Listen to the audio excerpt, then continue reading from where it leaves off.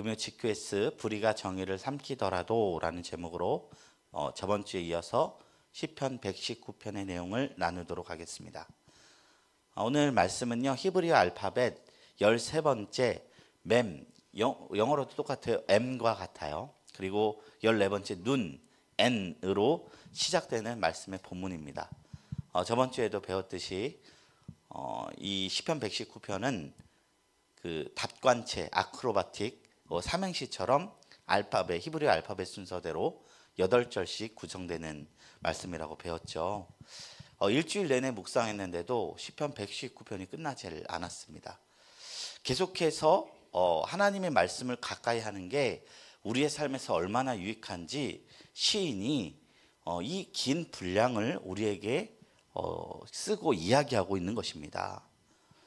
사실 이 긴 176절의 말씀을 한 문장으로 만든다면 뭘까요? 말씀대로 인생은 사는 게 최고다. 이 한마디로 끝난다면 참 정보적으로, 데이터적으로 쉽겠지만 시편 기자는 이 경험을 길게 나눕니다. 더 호흡을 길게 합니다. 이 말씀의 유익이 우리의 인생에 있어서 얼마나 큰 것인지. 기독교는요, 말씀의 종교라고 볼 수 있습니다. 실력인 체험도, 영적인 기적도 말씀의 검증을 받지 않고서는 어떤 하나님의 일이다라고 말하지 않고 오히려 마귀적인 일이다라고 말하는 거예요. 그토록 말씀이 최우선이 되는 종교입니다. 그래서 이 말씀을 계속해서 나누면서 우리 신앙에서 말씀이 얼마나 유익하고 중요한지를 나눠보도록 하겠습니다. 이제 첫 번째입니다. 시편 기자는요, 하나님의 말씀으로 명철을 얻었다라고 고백합니다. 시편 기자는 자신의 명철함이 누구보다 낫다고 여깁니까? 99절, 100절 말씀에 보면 나의 명철함이 모든 스승보다 낫고 100절에 보면 노인보다 낫다라고 말했어요. 둘 다 지혜자를 이야기하고 있죠. 시편 기자가 살던 당시에는 스승이나 노인을 지혜로운 사람으로 여겼습니다. 지혜 있는 자는 존경의 대상이었고 인생의 안나자였습니다. 그런데 오늘 시편 기자는 내가 스승보다 노인보다 더 지혜롭다, 명철하다고 고백하고 있어요. 이 말이 어찌 보면 당돌해 보이는 표현이기도 해요. 근데 이 말씀의 동기가 어디에 있느냐? 내가 잘났다라는 것이 아니라는 겁니다. 오만이나 교만에 의해서 내가 지혜자들보다, 노인들보다 더 지혜롭다라고 고백하는 것이 아니라 인생의 깊은 지혜는 과연 어디서부터 오는가를 생각해주는 그런 말씀이라는 것이죠. 시편 기자의 명철함은요, 연론에서 온 것도 아니었고요, 세상의 교육으로부터 얻은 것도 아니었습니다. 오직 하나님의 말씀을 주야로 묵상하고 지키는 삶, 그것으로부터 비롯되었다는 것입니다. 지금 우리 시대 보면요, 지식의 시대에 살고 있다고 해도 무방합니다. 검색 한 번이면 온갖 정보가 쏟아져 나옵니다. 논문도 예전에는 그 국회 도서관이나 학교 도서관 가서 PDF 파일 뽑아갖고 복사해서 그러고 레포트를 준비했는데, 제가 요즘에 보니까 이런 논문들이 인터넷으로 딸깍딸깍 한 번이면 다 볼 수 있더라고요. 그리고 되게 편한 시대에 살고 있다는 거예요. 정보가 넘쳐나는 시대에 살고 있지만, 그러나 우리가 한 가지 잊은 게 있는데 통찰이 사라지고 있는 시기가 되었다는 것입니다. 우리는 빨리 알 수는 있지만 깊이 알 수는 없습니다. 빨리 찾을 수는 있지만 오래 기억하지 못하는 시대에 살고 있습니다. 시편 기자는 클래식을 붙듭니다. 하나님의 말씀이라는 것이죠. 트렌드는 일시적이지만 클래식은 영원하다라는 말 있잖아요. 유행은 돌고 돌고 그 라팔 바지 이런 거 촌스럽다 말했지만 요즘 그런 모습 보면 되게 힙한 패션이 되죠. 영원히 변치 않은 가치, 그것이 하나님의 말씀 속에 있다는 것입니다. 말씀이 그를 더 단단하게 만들었습니다. 고루하고 틀린 것 같아 보이는데 살다 보면 결국 하나님의 말씀이 맞는 경험을 너무나 하게 됩니다. 그것이 시편 기자에게 있어서 더 깊고 참된 명철을 얻게 하였습니다. 그런데 이것은 시편 기자의 말뿐만 아니라 우리에게도 동일하게 적용된다고 말씀할 수 있어요. 하루하루 우리가 읽는 말씀 속에서 우리는 알게 모르게 지혜를 깨닫습니다. 어디로 가야 하는지, 무엇이 인생에서 가장 중요한지를 이 말씀 안에서 깨닫게 됩니다. 그렇기 때문에 우리는 시편 기자처럼 말씀을 가까이 함으로써 지혜자나 노인보다 더 높고 깊은 지혜를 깨닫게 되는 은총이 있기를 주님의 이름으로 축원합니다. 예, 두 번째 질문을 하고 있습니다. 시편 기자가 모든 거짓 행위를 미워하게 된 까닭은 무엇입니까? 101절 104절에 나와 있습니다. 내가 주의 말씀을 지키려고 발을 금하여 모든 악한 길로 가지 아니하였사오며 주의 법도들로 말미암아 내가 명철하게 되었으므로 모든 거짓 행위를 미워하나이다. 그 까닭이 뭐냐면 하나님의 말씀을 지키다 보니까 명철해지니까 거짓 행위가 미워졌다는 표현이에요. 계속해서 오늘 시편 기자는 우리에게 이야기하고 있습니다. 말씀을 지키려고 했을 때 뭐가 먼저 금해졌어요? 발이 금해졌다고 얘기해요. 발이 금해지니까 악한 길로 가지 않았다고 이야기해요. 주님의 말씀의 유익이 첫 번째 무엇이 있느냐? 분별력이 생긴다는 거예요. 어떤 것이 선한 길인지 어떤 것이 악한 길인지. 그러니까 행동하기 전에 우리가 먼저 분별이 됩니다. 행동력보다 통찰이 먼저가 된다는 겁니다. 시편 기자는 걸음을 멈췄습니다. 이 길은 옳은가? 이 발걸음은 생명을 향해 나아가는가? 묻고 멈추고 돌아섭니다. 왜냐하면 빠르게 가는 것이 능사가 아니라 어디로 가는 것이 진짜 길인지를 아는 것이 생명이라는 것을 통찰했기 때문입니다. 그러니 그는 발을 금하는 거예요. 그리고 또 그는 이렇게 고백하죠. 주의 법도들로 말미암아 내가 명철하게 되었으므로 모든 거짓 행위를 미워하나이다. 저는 이 고백이 참 고마운 것 같아요. 가끔 우리가 거짓과 악과 죄가 미워지지 않아서 고통할 때가 있습니다. 뭐 찬송은 지루한데 클럽 음악은 내 심장을 두들기고 그럴 수도 있잖아요. 청년들은 그렇고. 뭐 옆에 있는 배우자는 못생겨 죽겠는데 뭐 춤추는 뭐 제비는 뭐 멋있어 보이고 그럴 수 있잖아요. 그 거짓됨 속에서 우리가 안온함을 찾을 새가 있다는 거예요. 선악과는 보암직도 하고 먹음직도 했대요. 죄는 거짓된 아름다움이 있기 때문에 우리가 그 앞에서 현혹되고 넘어질 때도 있다는 겁니다. 그러나 시편 기자는 말씀을 읽으면서 그 거짓된 아름다움을 분별할 수 있다고 우리에게 이야기하고 있어요. 말씀을 깊게 읽으면요, 그 말씀이 우리를 비춥니다. 거짓된 세상도 비추고요, 거짓된 가치관도 드러내고요, 더 중요한 것은 내 안에 있는 뒤틀림과 탐욕과 비겁함과 기만을 드러내준다는 것입니다. 그래서 말씀 앞에 설 때 우리는 비로소 죄인임을 깨닫습니다. 때로는 이 경험이 괴로워요. 사도 바울이 그런 말을 했죠. 내가 마음으로 하나님의 법을 즐거워하니까 어떤 일이 생겨요? 내 육신의 죄의 법을 섬기는 이 모습이 너무 곤고하고 괴롭다. 그 괴로운 경험을 하시는 분들만이, 지나온 자들만이 연단된 믿음을 가지고 삶 속에서 하나님의 뜻을 이루어낼 줄로 믿습니다. 시편 기자가 고백합니다. 조용히 그리고 깊게 묻습니다.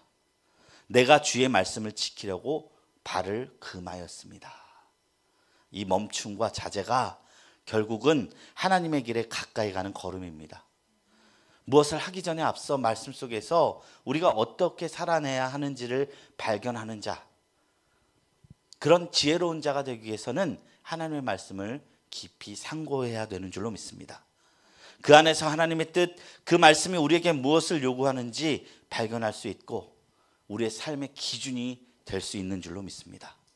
시편 기자는요, 거짓을 미워하게 된 이유는 하나님의 말씀을 통해 얻은 명철함 때문이라고 얘기합니다.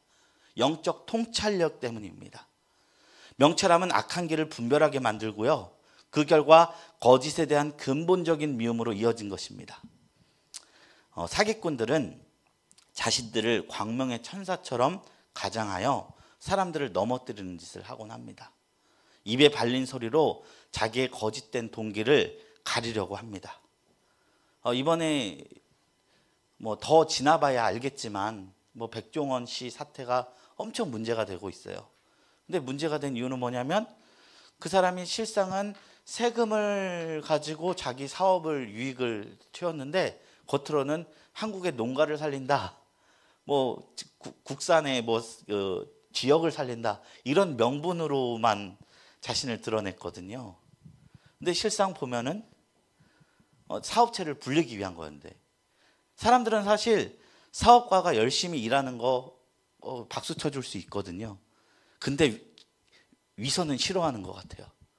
열심히 버는 거가 내 마음속에 있는데 뭘 살리겠다, 뭐 나는 이제 정의로운 사람이다라는 것을 이제 밝히는 게 사람들에게 미움을 많이 산 것 같아요.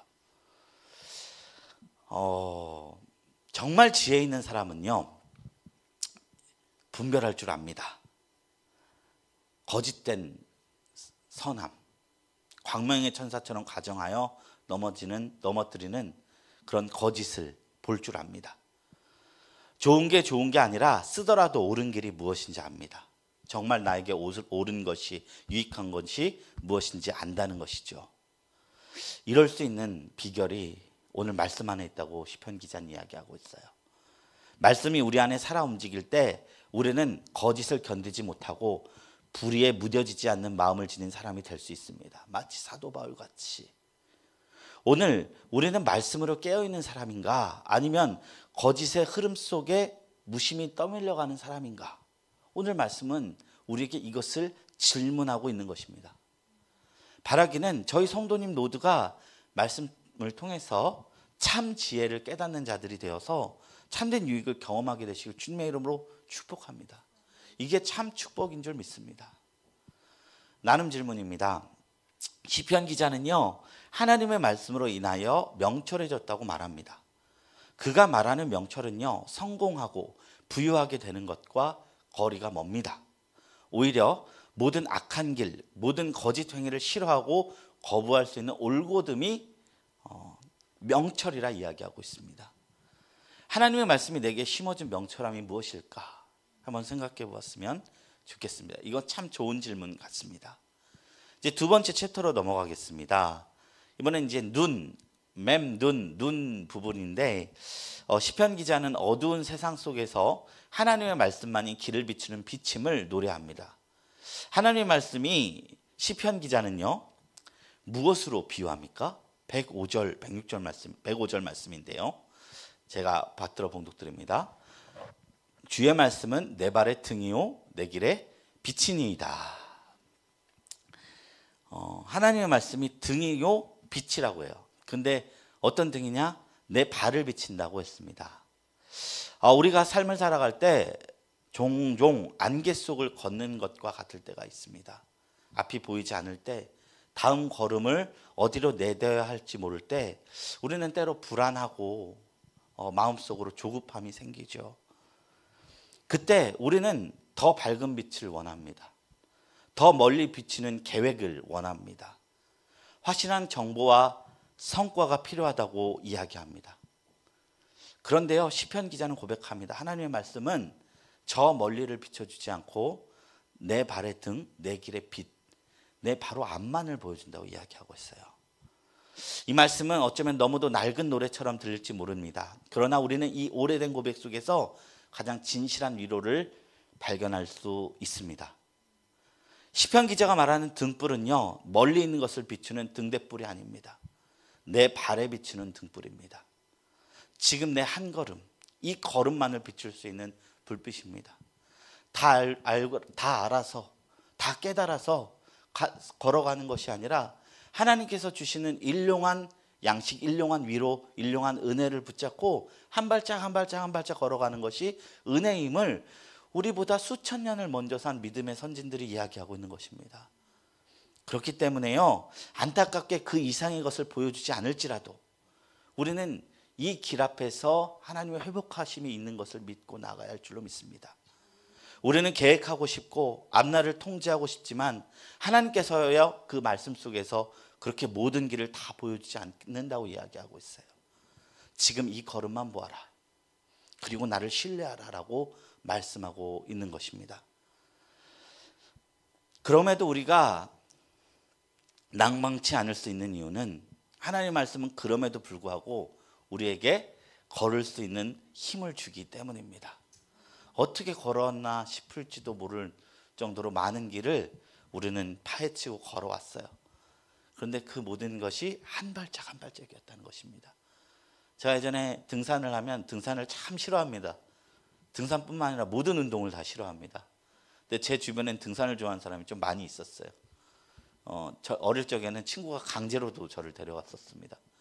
올라가면은 그냥 힘들어서 헥헥거리다가 뒤돌아보면 어느새 아파트가 조그맣게 보이고 성냥갑처럼 보이고 그 지나가는 차들이 이렇게 개미만하게 보이는 경험을 우리는 했을 겁니다. 그래도 저 등산 싫습니다. 근데 제가 그걸 보면서 어떤 게 느끼냐면 이 한 걸음이 이 풍경을 만들어내는 것이죠. 하나님은요 사기꾼처럼 내가 너에게 모든 걸 해줄게 라고 해주지 않고요, 내 네 한 걸음을 비춰줄게, 나와 동행하면은 이 걸음 끝에서 놀라운 풍경을 보게 될 것이다, 우리에게 이야기해 주는 것입니다. 걷다 보면 다시금 터널을 지나 눈부신 빛 가운데 도달할 수 있음을 약속해 준 것입니다. 이 힘을 알기에 시편 기자는요, 내 발 한 자국 한 발자국이라도 비춰주시는 빛을 하나님께 요구하고 바라고 있는 것이에요. 그런데 시편 기자가요, 오늘 말씀 보면요, 이렇게 믿음의 고백을 하고 자기의 현재 상황이 어떠한지를 우리에게 이야기하고 있어요. 그게 두 번째 질문인데, 하나님의 말씀에 따라 살려는 시편 기자는 지금 어떤 상황 가운데 있습니까? 107절, 109절 보면은 고난이 매우 심하다라는 고백을 하고요, 109절에는 나의 생명이 항상 위기에 있다라고 이야기하고 있어요. 그러니 말씀을 의지하는 거예요. 시편 기자가 이런 고백을 하는 이유가 있습니다. 자신이 처한 상황 때문이었습니다. 시편 기자는 자신에게 닥친 고난이 매우 심하다고 토로하고 생명이 항상 위기 속에 있다고 여기고 있습니다. 이걸 보면요, 시편 기자가 이 고백을 하고 믿음으로 나아가겠습니다라고 한 게 아니라 구절을 보면 뭐라고 돼 있어요? 하나님의 말씀이 내 발에 비치고 등이기 때문에 날 이끌어 줄 것을 믿습니다라는 믿음의 고백을 한 뒤에 그 다음에 자신의 고난을 하나님 앞에 읍수하는 것을 보고 있어요. 시편 기자는 알고 있는 거예요. 하나님의 말씀이 나를 극복하게 하실 것을. 그러나 현재 닥친 상황이 너무나 어렵기 때문에 하나님 앞에 탄원하고 있습니다. 지금껏 나에게 비춰주신 그 발 아래 한 발짝 빗자국이 보이지 않은 그 고난과 위기가 있습니다. 하나님, 가야 하는 곳에는 악인들이 쳐놓은 올무가 있고 그 올무는 어두워서 보이지 않습니다. 살얼음을 걷는 심정으로 한 발 한 발 내딜 수밖에 없는데 그 올무에 걸린 불안감 속에서 주님의 말씀이 내 발의 등이요 빛이 되어달라고 고백하고 있는 것입니다. 이 시편 기자는요, 불의가 정의를 삼키는 세상을 살아가는 고통이 있었습니다. 악한 이가 선한 이들을 무너뜨리는 경험. 그래서 시편 기자는 하나님의 말씀을 붙잡습니다. 그 말씀이 어둠 속에서도 자신의 발 앞을 비춰주는 등불이 되기 때문입니다. 이 시편 말씀이 역사적으로 정립이 된 것이 바벨론 포로기 이후라고 합니다. 악한 자는 아마 바벨론을 상징했던 것이고, 의인, 그 고난 속에 있는 의인은 아마 유다를 상징했던 것입니다. 유다 포로기 이후예요. 우리가 모세오경이라고 해서 모세 시대에 써진 게 아니라 전승 자료가 있던 거예요. 그래서 바벨론 포로기 이후에 다 신명기 사가, 역대기 상하, 역대 상하, 그런 사가들을 다 모으고 그리고 이런 고백들을 하는 거예요. 그래서 우리가 이스라엘 역사를 좀 알고 불의가 정의를 삼키는 이 시대 속에서 하나님의 말씀을 붙잡는다라는 것을 보면 좀 입체적인 시야가 생겨요. 이 말씀 안에서 민족들은요, 유다 민족들은 자신 나라의 정체성을 찾았어요. 우리 일본에 이제 잡혀갔을, 일본에 지금 일제 시대에 살았을 때 우리 언어 참 많이 잃었어요. 상당히. 뭐 젓가락은 와라바시, 뭐 양파는 다마네기, 뭐 우리 말이 다 일본어 단어가 너무 많았어요. 우리 어머니도 수선하시는데 용어가 다 일본어예요. 뭐 왁구 짰냐 뭐 이런 것도 다 일본어잖아요. 그래서 이제 프랑스 회사 이제 들어가시니까 영어 쓰라는데 어머니는 일본어가 편한데 영어로 말하면 그게 뭐냐고 지금도 물어보신대요. 그 일본어의 잔재가 남아 있는 거예요. 근데 이 기간이 36년밖에 안 됐거든요. 근데 이 민족이 이렇게 작정하고 민족성을 무너뜨리려고 하는 제국 속에서 그 유대인들이 민족의 정체성을 잡을 수 있었던 것은 하나님의 말씀을 사랑하는 마음속에 있었습니다. 이거를 공동체적으로 이해하면 이럴 수 있고요. 우리 개인적으로도 그렇습니다. 세상의 목소리가 하나님의 말씀보다 더 크게 들릴 때가 분명히 있습니다. 하나님 말씀대로 살면 바보 멍청이에요. 완전. 조금은 가만히 있으면 가만히 되고 호구되고 말씀대로 살려고 하는데 나를 가만히 두질 않아요. 세상이. 그럼 우리는 잠시 하나님 죄송해요 하고 때로는 어떤 부분에서는 세상의 뜻을 살아갑니다. 당장은 그게 지혜로운 것 같고 당장은 그게 맞는 것 같지만 이 성경의 고백도를 하면 변치 않은 진리는 말씀 속에 있다. 말씀이 언젠가 세상의 가치관을 이기고 승리한다는 것입니다. 그렇기 때문에 우리는 말씀 중심으로 살아야 될 줄로 믿습니다. 태초에 말씀이 있었으니 그 말씀은 하나님이라. 예수 그리스도가 태초에 말씀으로 계셨다는 거예요. 말씀이라는 게 뭐예요? 성경 말씀이 아니라 이게 로고스, 헬라어로 로고스인데 이게 로직의 그 어원이거든요. 로직이 뭡니까? 진리란 뜻이에요. 하나님은 이 세상을 진리로 질서 있게 창조하였습니다. 제가 요즘에 좀 안 보이던 게 보이기 시작했어요. 성경 말씀으로 하나님을 이제 많이 배웠는데 요즘에는 좀 시스템을 보면 이게 말도 안 된다. 시스템이라 하면 뭐냐면 이 세상에 굴러가는 모든 시스템이 우연일 수가 없다라는 생각을 하게 됩니다. 어떻게 그렇게 한치의 오차도 없이 해와 달과 별은 그 거리를 맞춰서 있는가? 그리고 세상에는 모든 물리법칙이 존재하잖아요. 물리법칙. 이게 꼭 그러라는 법 없대요. 중력은 왜 끝 이렇게 뜯어내고 뭐 땅에서 이렇게 떨어지고 왜 항상 세상은 어떤 법칙과 규칙이 있는가? 이 시스템이라는 것은 그 창조하신 창조자를 드러내는 것이다라는 느낌을 저는 많이 받아요. 달과 해가 크기가 다르잖아요. 개기일식하면 두 개가 이렇게 딱 맞대요. 그것도 거리가 진짜 딱 들어맞아야지만 가능하대요. 개기일식 때 해와 달이 이렇게 딱 맞는 게. 그게 말이 되나요? 우연히 그렇게 되나요? 뭐 우연히 됐다고 말하는데 전 그런 것도 너무 신기하고 벌레 중에서 그 낙엽하고 똑같이 생긴 벌레들이 있어요. 근데 어떻게 진화도 의지를 갖나?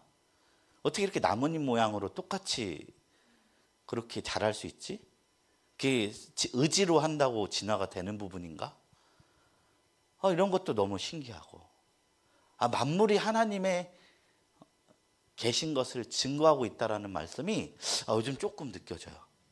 그래서 요즘 제가 좀 취미가 좀 생긴 게 꼭 저 꽃 심는 거 나는 게 너무 신비합니다.